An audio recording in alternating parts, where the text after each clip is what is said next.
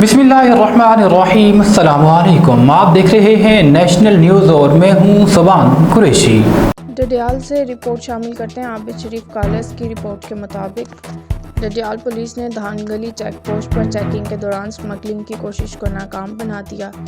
درہ آدم خیل کے 2 اسلحہ سمگلر گرفتار، 30 بور کا غیر قانونی ایمونیشن، 23,500 گولیاں برآمد۔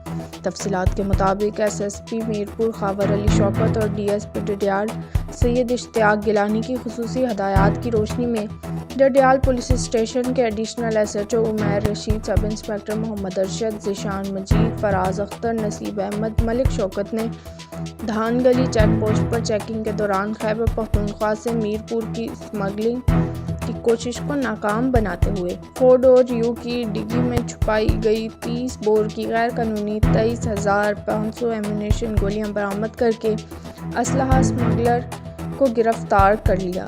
4 ڈور یو ATV 687 کو بھی ضبط کر لیا گیا۔ پولیس نے مقدمہ درج کر کے تفتیش شروع کر دی۔